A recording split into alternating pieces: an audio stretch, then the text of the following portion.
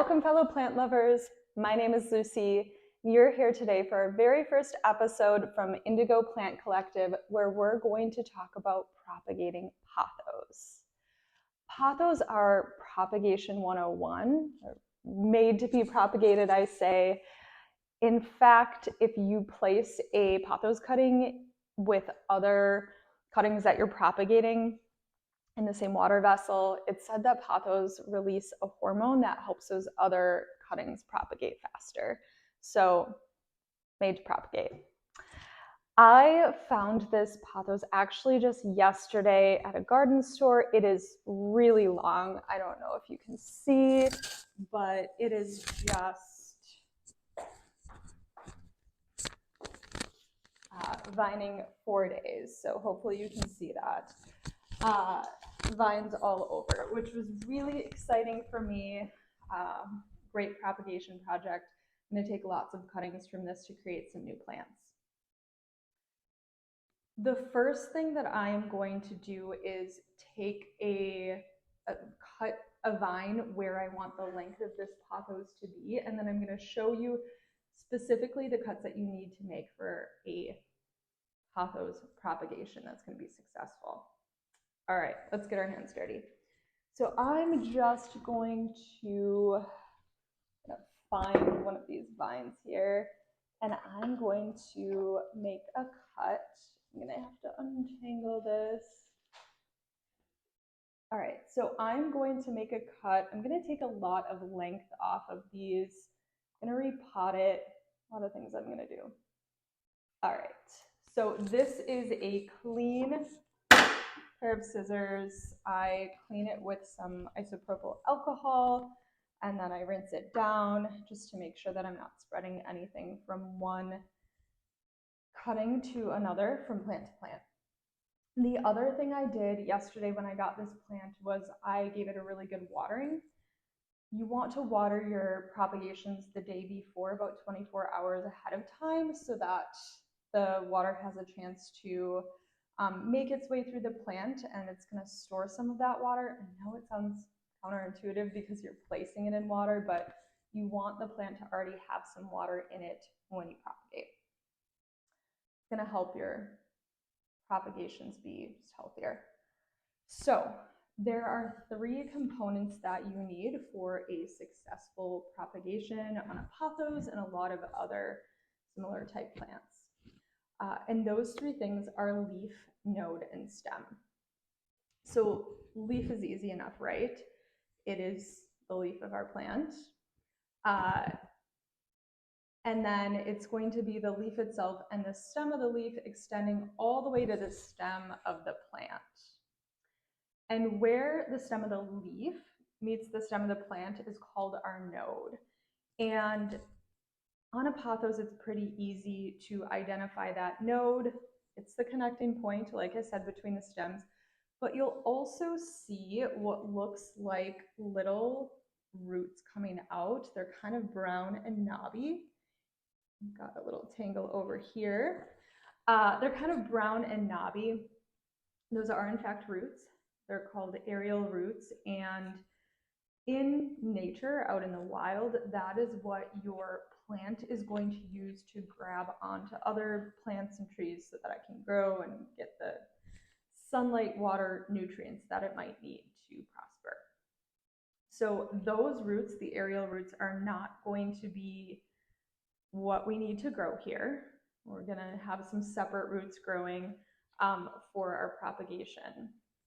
So what I'm going to do, so I said leaf, node, and stem. We covered leaf and node. All you really need from the stem is you're going to cut the stem on either side of the node. So you'll just have a little bit of stem in there. So I'm going to start cutting this, and I'll show you. I think I'm going to come a little bit closer for the first cutting at least. So you can see here, hopefully, without stepping on this, I am just going to cut on either side of this node. So we'll set this guy here. All right.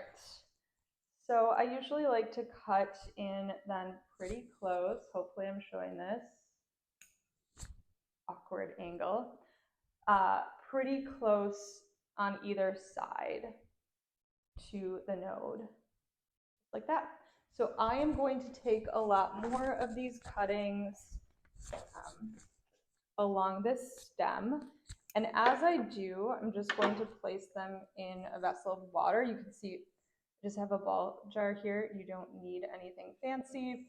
I want to make sure that the node is immersed in water. This one's kind of floating, but as I get more in, I'll be able to prop that guy down. All right, so I'm going to continue to cut along here. I'm going to take some single leaf cuttings. So we're going to do that first. Just again, cutting in close to the node like this.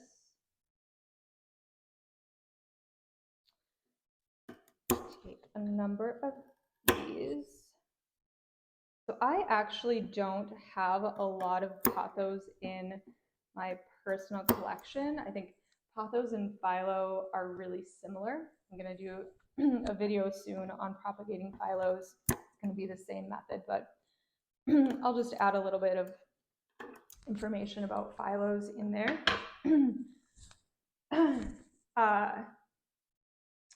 But lost my train of thought. Oh, I do not have a lot of pothos in my personal collection.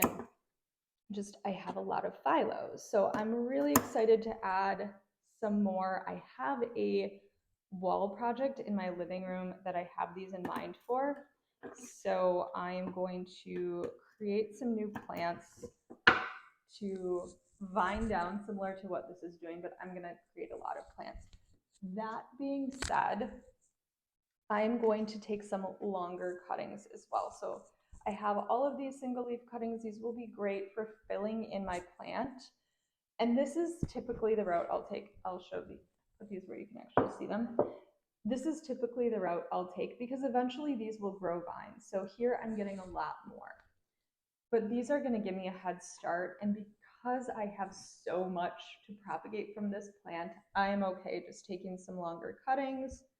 And then when these continue to grow, I can take more cuttings off of them once they're rooted and planted.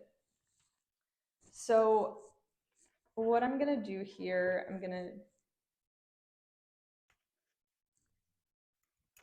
so here is a vine that I'm going to use.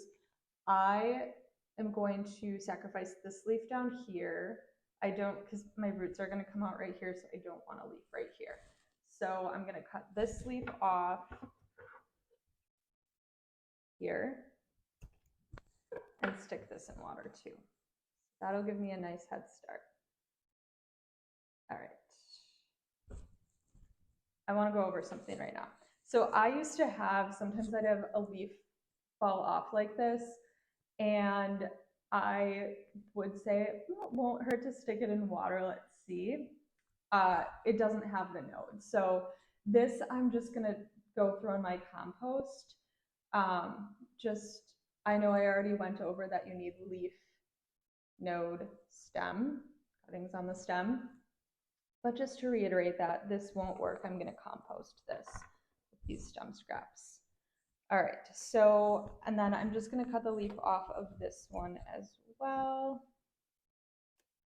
And so the one and only, jumping around a bit, the one and only pothos that I have in my collection is actually a propagation from someone else's pothos. And I should have brought it down here to show.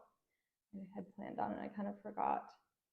But the fun thing about it, move it away from this incense. The fun thing about it is it was actually, my sister had a pothos plant. She took cuttings of it, gave those cuttings to my parents. They had a plant in their kitchen and it was just vining everywhere. Not as much as this, but it was vining everywhere. And so I said, oh, can I take some cuttings of it? And to be honest, when I first did that, I was like, oh, pothos are such an easy plant. I'm just gonna propagate them. I actually left them, the cuttings, propagating in my parents' kitchen for a very long time before I remembered them. When I did, brought them, planted them, and kind of just left them. Like I'd water them, but not frequently enough. And just wasn't like fertilizing them, that type of thing. So eventually they weren't really growing, and I'm like, it's pothos, it should be really easy. Eventually it did, I took better care of it, made it a priority, and now it's growing and flourishing. It's still not huge, but the fun thing with that is the propagation traveled throughout my family, and actually, I think my brother also has a cutting. I was at his house recently, and I was like, I think you have the same propagation or propagated plant off the propagated same plant. You know what I'm trying to say?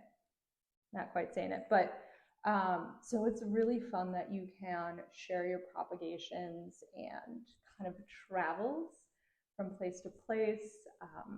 It's a really cool concept. So that is all that we need to do. I put this in just some tap water.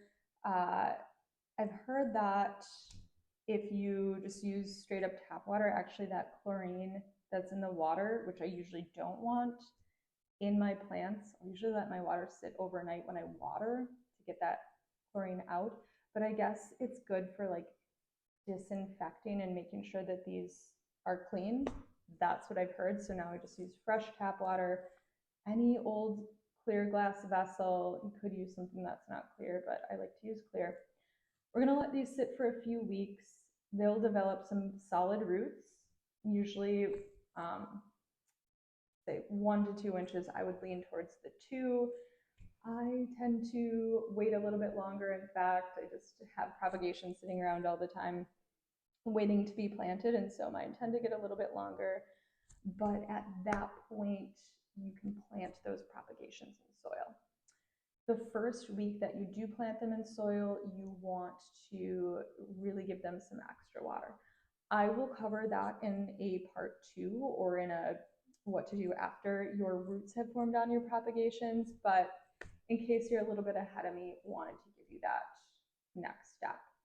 So thank you so much for joining us today. I hope that this was helpful. Go grab yourself a pothos if you don't already have one. Take some cuttings, see what you can do, and yeah, let me know how it goes. Feel free to add some comments before, and we'll see you next time.